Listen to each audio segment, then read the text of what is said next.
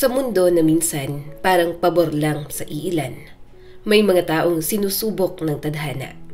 Paulit-ulit, walang pahinga. Isa na rito si Rob.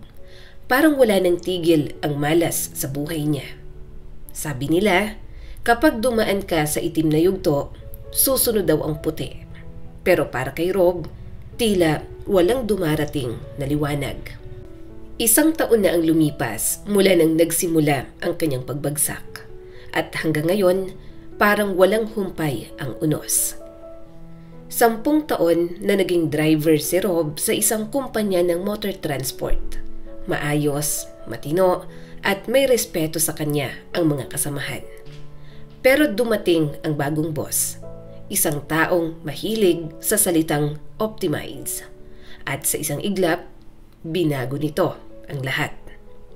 Pasensya na Rob, wala na tayong choice. Tatanggalin ko ang ilang ruta. Ika nga kailangan nating magtipid, sabi ng bagong boss. Pero sir, ako na lang ang breadwinner sa pamilya. Pwede bang... Hindi ito personal Rob. Desisyon ito ng management. Salamat sa serbisyo mo. Okay, next! Malamig na sabi ng boss. At doon, tuluyang nagbago ang buhay ni Rob. Nawalan siya ng trabaho. Marami siyang sinubukang applyan, pero laging may nauuna.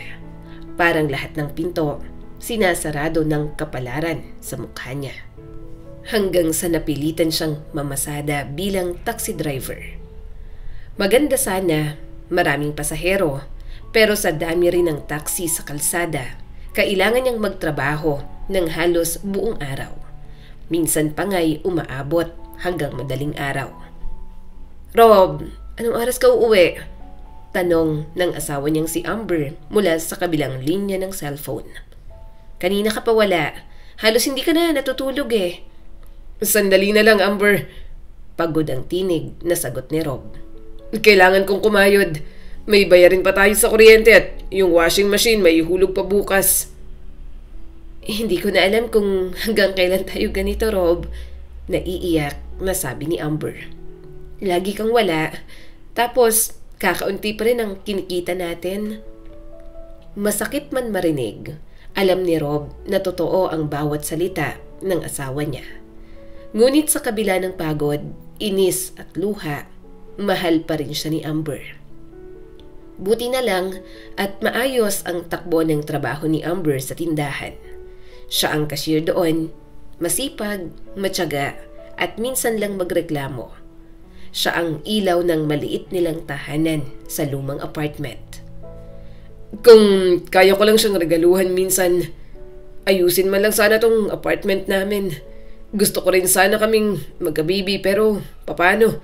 Kung palagi akong alanganin, palaging kulang.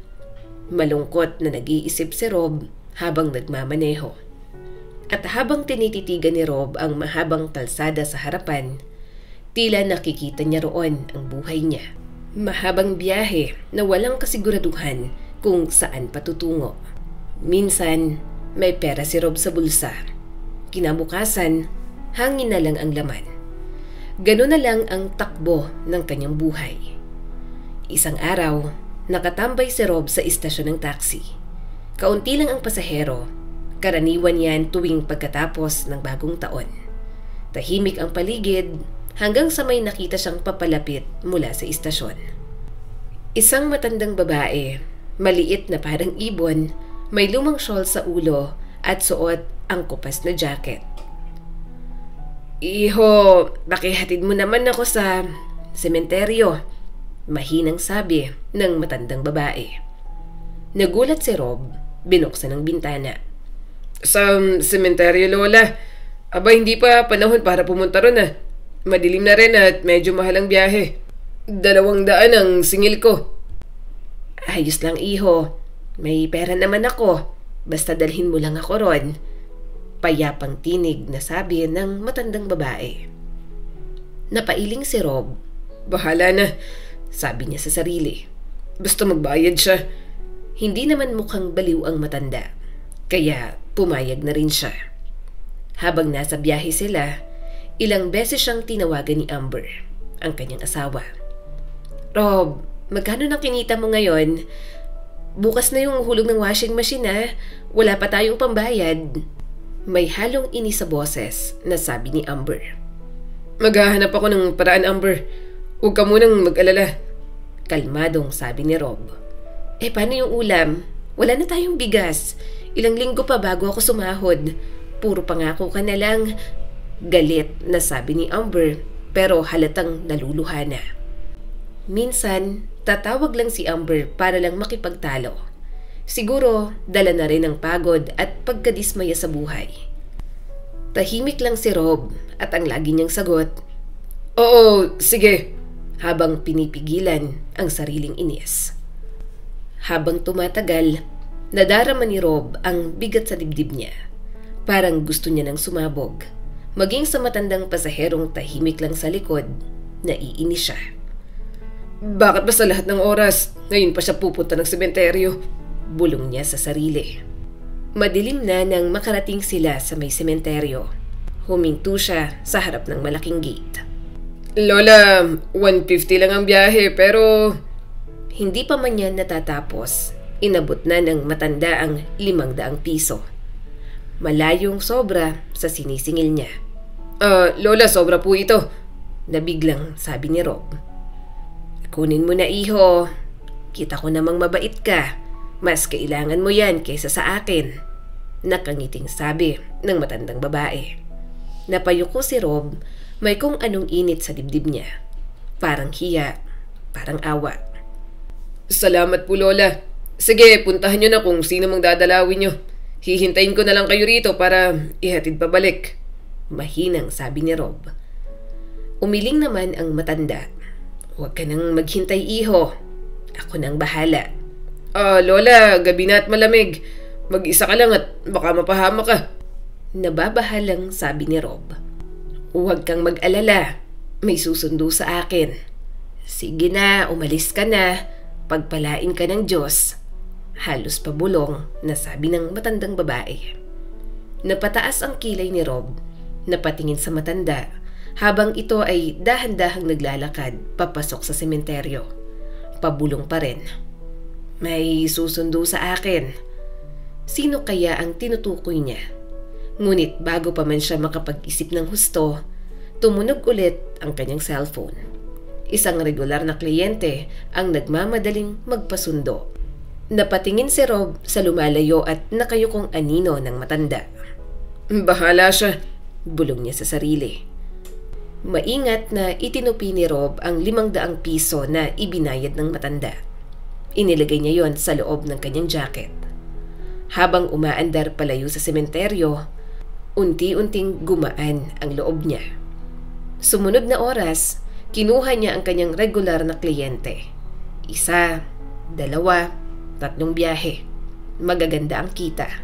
Sa wakas, mukhang babawi na siya sa malas. Sa wakas, ngayon yata babawi na ako.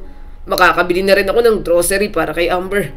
Nakangiting sabi ni Rob habang nagmamaneho. Pagkatapos ng ilang biyahe, huminto siya sa isang parking lot. Kinuha niya ang perang ibinigay ng matanda para bilangin. Ngunit sa sandaling tumingin siya ng mabuti. Ano to? Gulat na sabi ni Rob. Parang tinamaan siya ng kuryente. Ang mga perang hawak niya, parang kakaiba. Iba ang amoy, iba ang texture.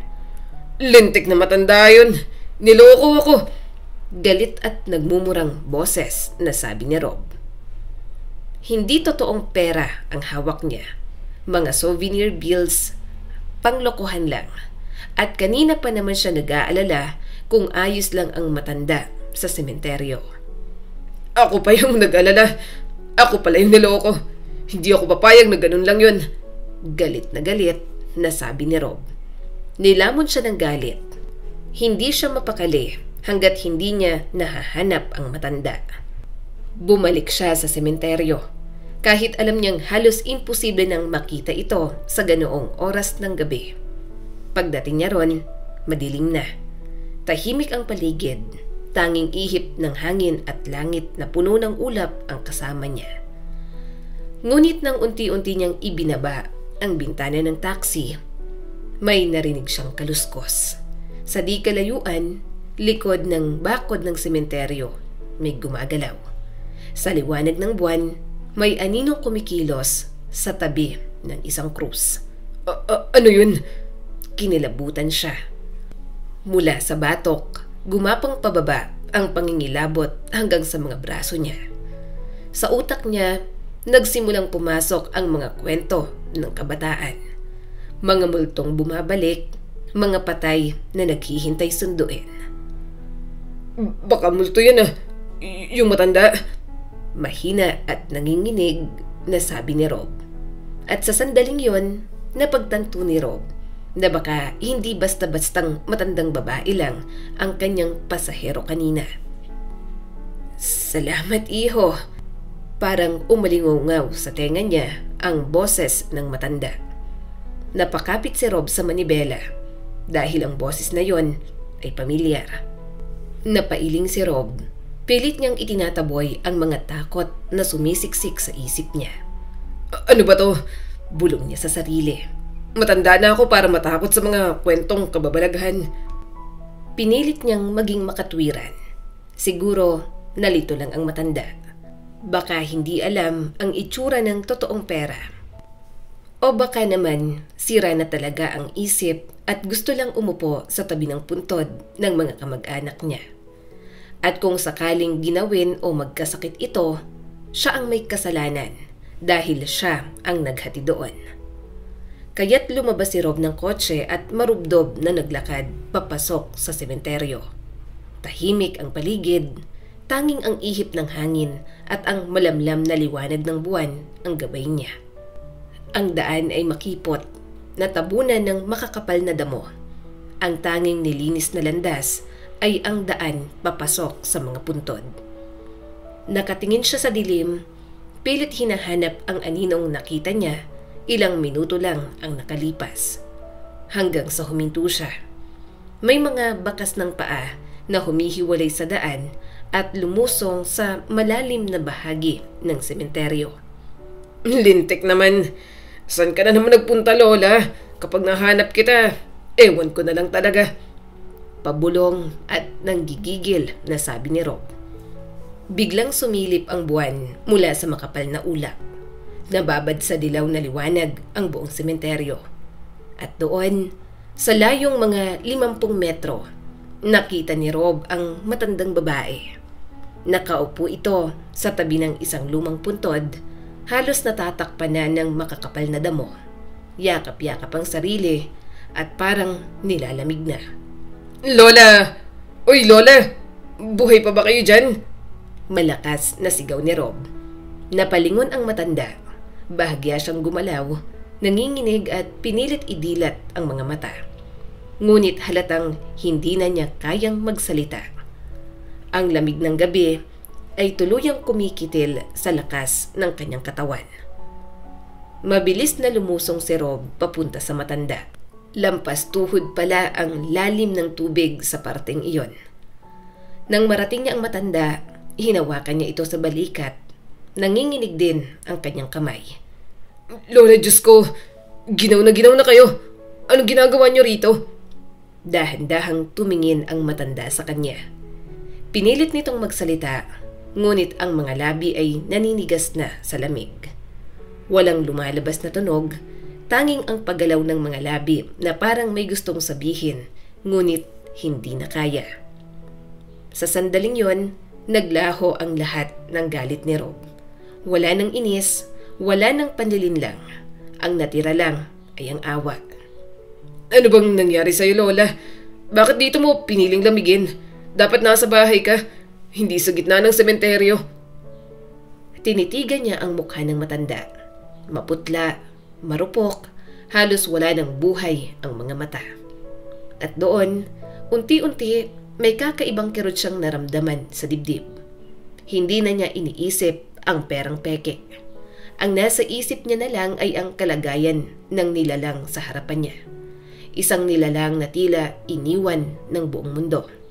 Dahil sa pangamba at pag-aalala, napatingin si Rob sa lapida ng puntod kung saan nakasandal ang matanda. Maingat niyang binasa ang nakaukit na pangalan. Judith Ann Castro, 1983 to 2003. Isang babaeng 40 taong gulang lamang ng pumanaw. Baka kamag-anak niya o baka anak, mahinang sabi ni Rob sa kanyang isip. Aba Lola, hindi kita pwedeng iwan dito. Hindi rin ako pumunta dito nang wala lang. May utang ka pa sa akin. Bahagyang sabi ni Rob habang binubuhat ang matanda. Pinilit niya itong buhatin mula sa malalim na parte ng sementeryo kung saan hanggang tuhod na ang tubig. Mabigat, nanginginig at walang lakas. Tahimik lang ito, ngunit habang binubuhat ni Rob, nakita niyang mga luha na unti-unting pumapatak sa pisngi nito. Nang makarating sa taxi, inilagay niya sa loob ang matanda at agad na binuksan ang termos ng mainit na tsaa. Oh, Lola, uminom muna kayo. Mainit to at makakatulong. Mahinahong sabi niya. Dahan-dahan, pinainom niya ito. Pagkaraan ng ilang minuto, bahagya nang nagkaroon ng kulay ang mukha ng matandang babae. Bakit ka bumalik? Sinabi ko na sa'yo, huwag ka nang pumunta rito. Mahinang tinig ng matanda. Ano ka ba, Lola? Una, hindi ko matitiis na iwan ka rito sa sementeryo. Katatapos lang umulan ng malakas. At pangalawa, tumigil siya at ngumiti ng mapait. Niloko mo ko. Pasensya ka na, iho. Pero walang darating para sa akin. Kaya nagpasya akong manatili rito sa tabi ng anak ko. Nagulat si Rob. Anak mo? Ibig mong sabihin, gusto mong mamatay dito? Bahagya siyang tumango. Napayuko si Rob, halos hindi makapaniwala sa narinig. Diyos ko, Lola, ano bang nangyari sa buhay niyo? Para piliin yung mamatay dun sa tabi ng puntod. Napakalamig dun at basang-basa kayo.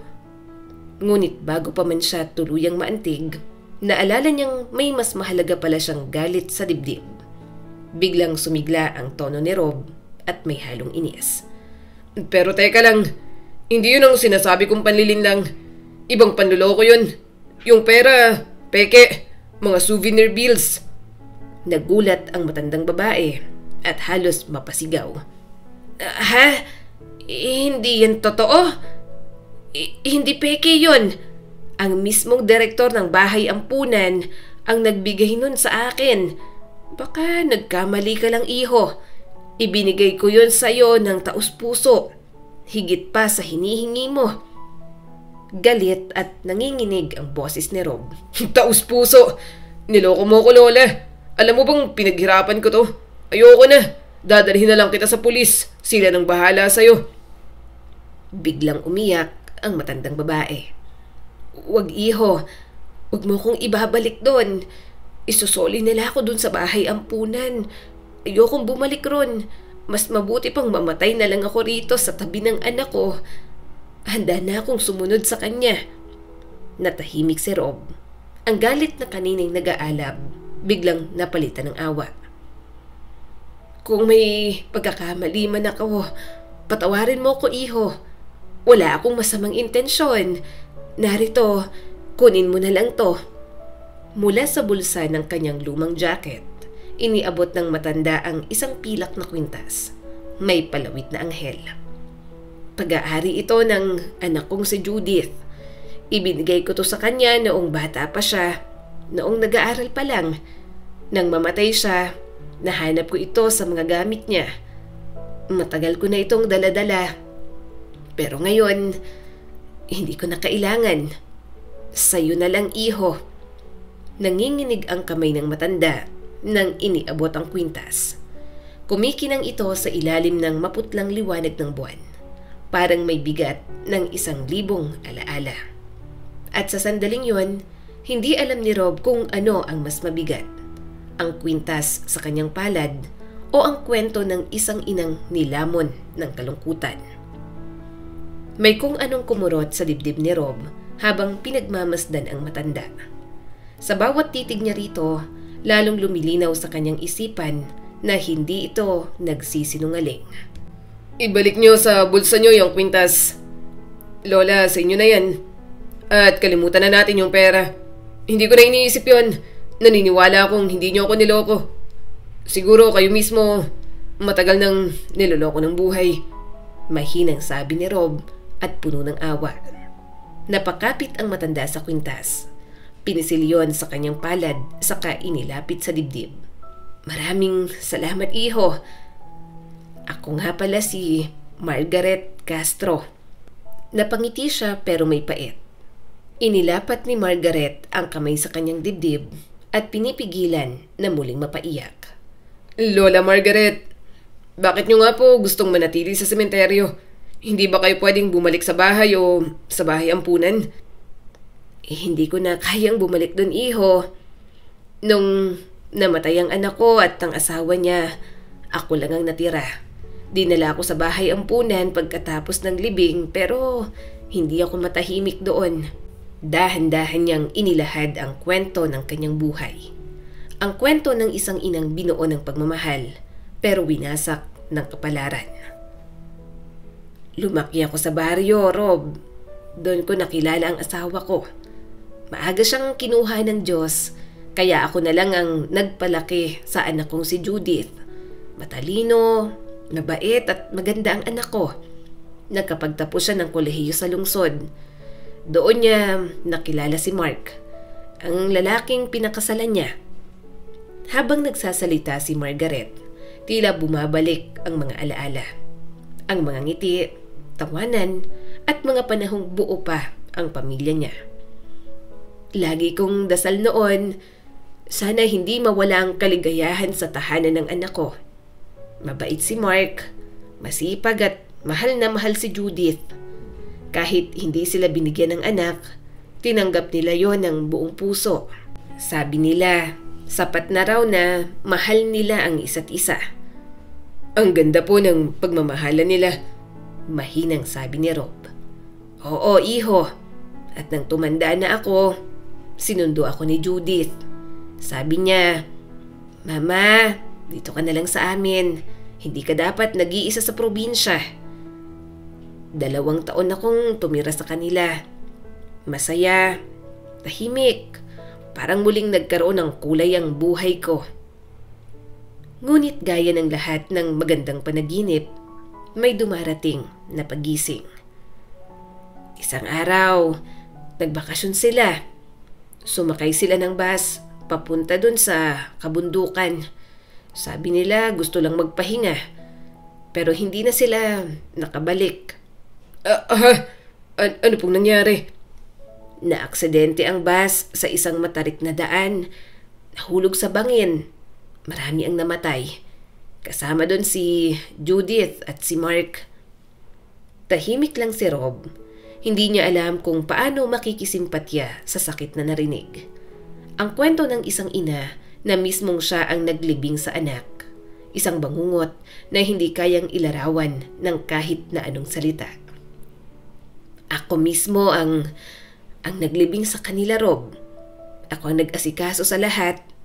Wala na akong ibang kamag-anak, kaya kinaya kong mag-isa.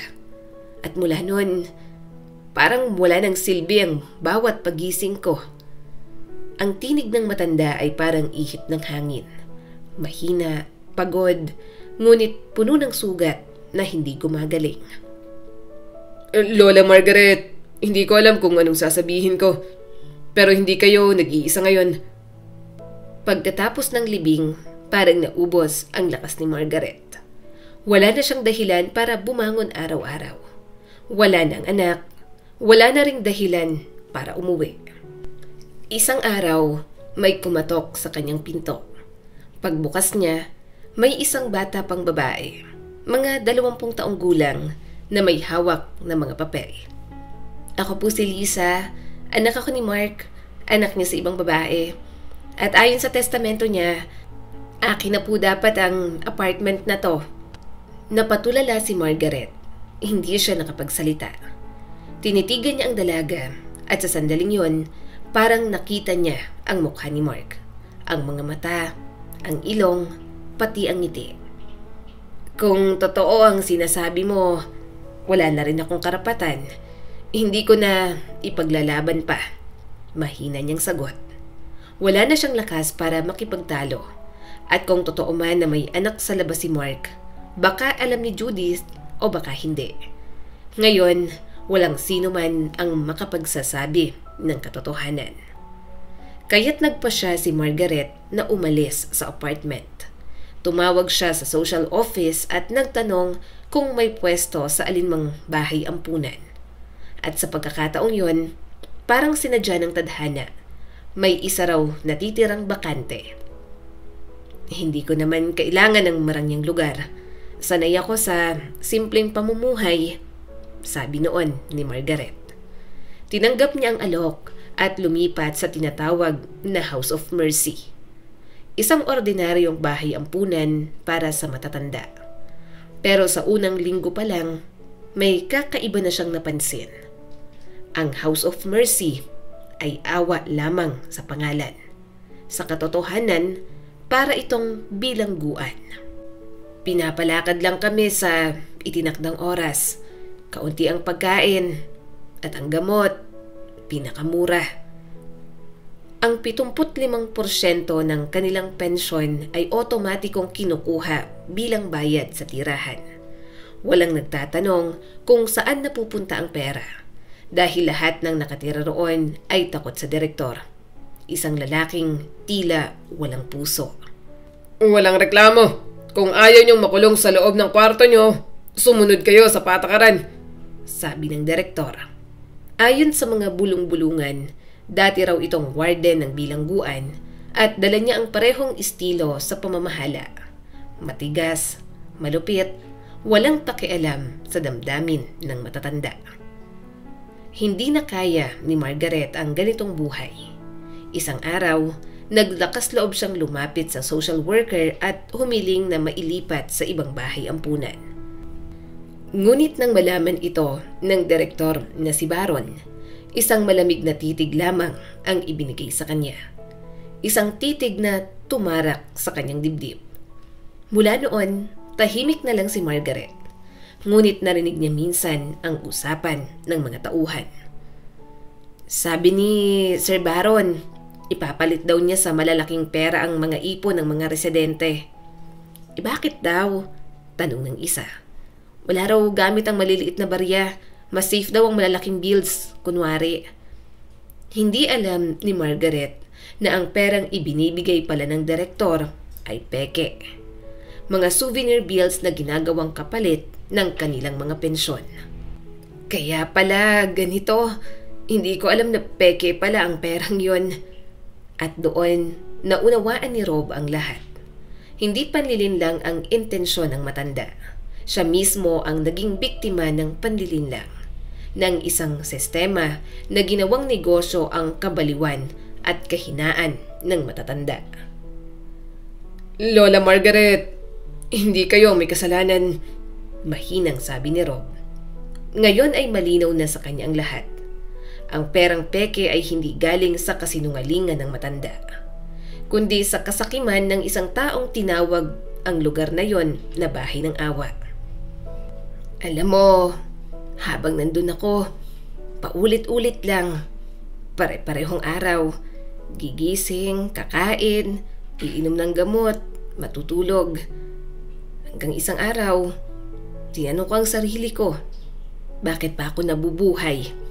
Wala na akong kamag-anak. Wala na ring silbi ang perang iniipon ko kada buwan. Sapagkat kahit may pera ka naman, kapag wala kang kalayaan, para kang patay na rin. Ang huling dagok sa kanyang puso ay nang mamatay ang roommate niyang matalik na kaibigan. Nagkaroon ito ng mataas na presyon, ngunit sa halip na tawagan ng nurse ang ambulansya, isang basang tuwalya lamang ang inilagay sa noo nito. Kinabukasan, natagpuan niya itong malamig na. Tuluyan ang sumuko sa sakit at kapabayaan. Hindi ko na alam kung para saan pa tong buhay ko. Doon ko napagtanto, hindi ako nabubuhay kundi naghihintay lang na mamatay. Sa loob ng isang kulungang tinatawag na House of Mercy. Kinabukasan, Dumating ang mga taga-inspeksyon mula sa social services. Agad na pinaglinis ang mga residente, pinaliguan, binihisan at pinaupo sa harap ng telebisyon. Ngayon, mga ngiti lang. Huwag kayong magrereklamo. Lahat tayo'y masaya rito. Maliwanag. Utos pa ng direktor. Tahimik lang ang mga matatanda. Takot, walang lakas ng loob magsumbong. At pagdating ng mga inspektor, nakita nila ang isang malinis at masayang lugar. Mga matatandang nanonood ng sine, ngumingiti, at isang direktor na marunong magpakitang tao. At si Margaret, habang nakaupo sa gilid ng hall, tahimik lang na nakatitig sa pintuan, nangangarap na makalabas. Kung makakatakas lang ako kahit saan, kahit malamig sa labas, basta malaya. At nang dumating ang pagkakataon na naiwan si Margaret ng walang bantay, mabilis siyang tumakbo. Lumabas siya ng bahay ampunan. At sa kabutihang palad, pagdating niya sa labas ay may dumaan na bus. Hindi na siya nag-isip kung saan pupunta, basta malayo. May kaunti siyang perang itinago sa bulsa ng kanyang jacket. At yon ang kanyang pamasahe. Pagdating niya sa istasyon, hindi na niya alam kung may naghahanap sa kanya o wala. Malamang, itinago na ng direktor ang nangyari para walang kahihiyan sa mga inspektor. Naglakad-lakad si Margaret sa paligid, iniisip kung saan pupunta, hanggang sa isang ideya ang pumasok sa kanyang isipan. Judith, parang tinatawag mo ko, anak. Sumakay siya sa unang taxi na nakita niya, at doon, sa sementeryo, hinanap niya ang puntod ng kanyang anak. Nang makita niya ito, niyakap niya ang lapida at marahang naupo sa tabi. Doon niya binitiwan ang lahat ng bigat ng puso niya. Patawarin mo ko, anak. Pagod na si mama. At doon siya nakita ni Rob, ang matandang babae na akala niya kakaiba, na sa totoo pala'y isang ina lamang na gustong mamatay sa tabi ng anak na minahal niya ng higit sa sarili. Naiintindihan ko na ang lahat, Lola. Pero anong gagawin ko ngayon? Kung isusumbong ko sa pulis, siguradong babalikan nila sa bahay ampunan. At kapag nalaman nilang tumakas ka... Hindi na niya tinapos ang pangungusap. Pareho silang natahimik. Ang isa, pagod na sa mundo. Ang isa, muling ginigising ng awa at konsensya. Sige na, iho. Patawarin mo ko kung kaya mo. Aalis na ako, sabi ni Margaret. Nagulat si Rob sa sinabi nito. Alis? Saan ka pupunta, Lola? Babalik ako sa anak ko, may ngiting sabi nito.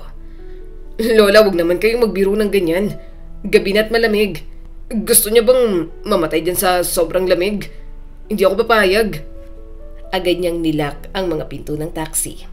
Napatingin si Margaret, gulat at bahagyang natakot. Hindi ko kayo hahayaang mamatay sa lamig. Ayaw ko rin dalhin niyang kasalanan habang buhay. Kaya tapos ng usapan, sasama kayo sa akin. Saan mo naman ako dadalhin, iho? Kinakabahang tanong ni Margaret. Sa bahay ko. Doon ka muna magpapahinga. Bukas saka natin pag-iisipan kung saan ka ligtas na dalhin. Kung saan ka dapat. At ang desisyong yon ay biglaan. Ngunit sa puso ni Rob, alam niyang tama yon. Hindi niya kayang iwan ang isang matandang babae sa gitna ng gabi. Anak, paano kung magalit ang asawa mo? Sino ba namang gustong tumanggap ng estrangherang matanda sa bahay? Huwag ka mag-alala, Lola. Si Amber minsan lang yan magtampo pero mabilis siyang lumambot. Mauunawaan niya to. Nagkibit balikat si Rob. Pagsapit nila sa bahay, nakatayo si Amber sa pinto. Nagtataka at bahagyang nagulat sa matandang kasama ng asawa niya. Rob, sino yung kasama mo? Mataas ang boses na tanong ni Amber. Tahimik lang si Margaret. Hawak ang jacket at parang batang nahuli sa maling lugar. Mabilis na lumapit si Rob sa kanyang asawa. Amber, please, huwag kang magalit. Pabulong niyang sabi. Naawa ko sa kanya. Tumakas siya sa bahay ampunan. May masamang nangyayari ron. Pagpahingahin lang natin siya ngayong gabi. Bukas, Ako nang mag-aasikaso sa pulis. Ha? Gusto mong dito muna siya titira? Naiinis na tanong ni Amber. Sandali lang, Amber. Hanggang bukas lang. Naawa lang ako at matanda na siya. Giniginaw. Tahimik na tumingin si Amber sa asawa saka sa matanda. May sandaling katahimikan at hangin lang ang maririnig. Fine, sige na nga. Pagpahingahin mo siya rito ngayong gabi lang, bukas saka na natin pag-usapan. Sa sandaling yun, parang nabunutan ng tinik si Rob. Ngunit alam niya na si Margaret, ramdam na ramdam pa rin ang lamig ng pagtanggap sa kanya. Habang nasa kusina sina Rob at Amber, nakayuko lang si Margaret sa may pasilyo. Yaka pa rin ang kanyang jacket. Pakiramdam niya, kahit saan siya magpunta ay hindi siya tinatanggap. Lola, halika na. Alisin mo na yung jacket mo. Sumilip sa kusina si Amber. Magpainit tayo. May tsaa ako rito. O gusto mo ba kape? Dahan-dahan tumayo si Margaret. Tinanggal ang jacket. At sa sandaling yon, biglang napahinto si Amber. Sandali. Kayo po ba si Margaret Castro? Hindi niyo ako nakikilala? Ako to, si Amber. Amber Guerrero. Amber? Si Amber, anak ni na Helen at Ben? Oo, ako nga po. Magkapit-bahay tayo nandun sa baryo. Hindi niyo naaalala? Lagi akong binibigyan ng mama ko ng gatas mula sa inyo noon. Masayang sabi ni Amber. Napatulala si Rob. Hindi niya inaasahan na magkaugnay pala ang dalawang babae sa harap niya. At habang nagyakapan ng dalawa, unti-unting natunaw ang malamig na hangin ng gabi. Mula sa pagkailang, naging pagtanggap. Mula sa takot, naging malasakit. Maya-maya, si Amber na mismo ang nag-alok ng kape. Tinulungan niyang maligo si Margaret, pinahiga sa sala, at bago matulog, tinawagan pa ang kanyang mga magulang sa probinsya. Ma, Pa, alam niyo ba kung sino ang kasama namin ngayon? Masayang sabi ni Amber sa cellphone. Si Margaret. Margaret Castro.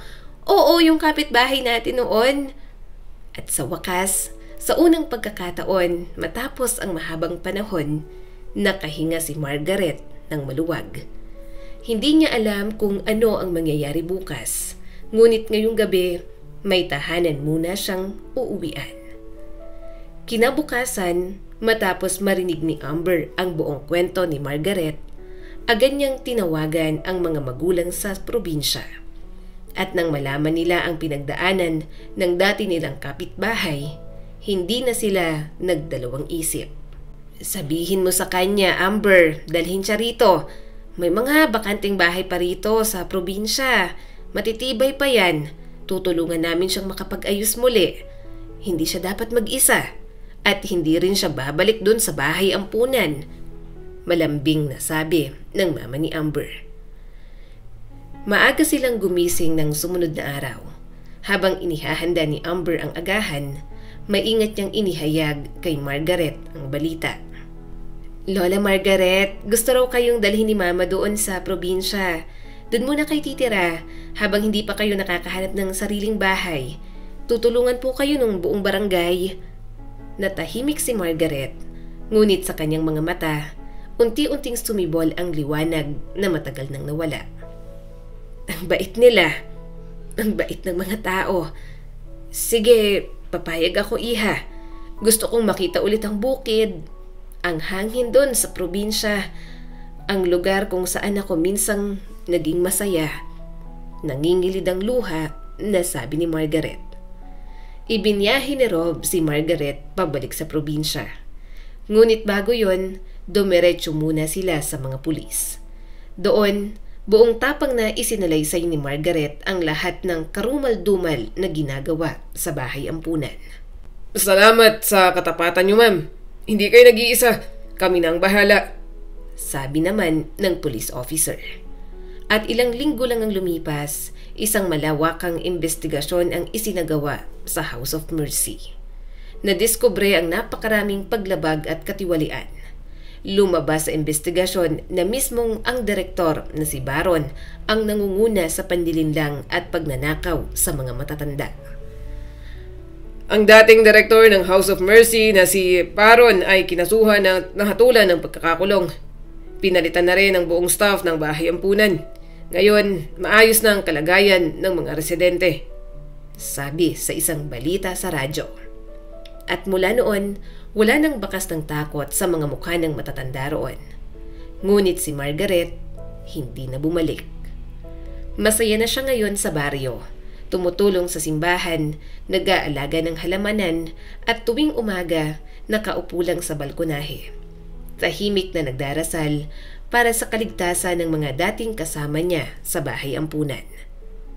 Salamat Panginoon, nakauwi na rin ako, may ngiting sabi ni Margaret. Samantala, si Rob ang lalaking minsang binabalot ng kamalasan, sa wakas muling ginantimpalaan ng tadhana. Isang araw, may isinakay siyang pasahero, isang maayos manamit na Ginoo na nagpakilalang si Mr. Gareth. Magaling kang magmaneho, iho. Maingat at hindi padalos-dalos. Wala ka bang planong magtrabaho bilang personal driver? Nagulat si Rob. Ako po, personal driver. Oo, sa kumpanya ko. 3 beses ang sweldo kaysa sa taxi. Kung interesado ka ay pwede kang magsimula bukas. Hindi makapaniwala si Rob. Para bang lahat ng malas ay biglang naglaho sa isang iglap. Tinanggap niya ang trabaho. Mula noon, unti-unting bumuti ang buhay nilang mag-asawa. Si Amber, masaya, tahimik, at ngayon, nagdadalang tao na sa kanilang unang anak. Sa wakas, Amber, mukhang tapos na rin ang kamalasan natin. Nakangiting sabi ni Rob. Hindi malas yun, Rob. Mga pagsubok lang yan para matutunan natin na huwag sumuko. Nakangiting sabi ni Amber. At sa huli, napatunayan ni Rob na totoo nga ang kasabihan na kahit gaano kadilim ang gabi, may pagsikat pa rin ng araw. Ang itim na yugto ng buhay ay hindi permanente. Ang mahalaga, huwag kang magalit sa mundo. Huwag mong hahayaang tumigas ang puso mo sa pait dahil kapag pinili mong maging mabuti sa gitna ng unos, tiyak, ngingiti rin ang tadhana sa'yo. Ang kwentong ito ay nagpapaalala sa atin na sa bawat pagsubok may dahilan. Kapag nanatili kang mabuti at marunong maawa sa kapwa, darating din ang panahon na gagantimpalaan ka ng Diyos ng kapayapaan, pag-ibig at bagong simula. Muli, ako po si Skylar Guro at sana'y may bago na naman kayong natutunan sa kwento natin ngayon. Maraming salamat po.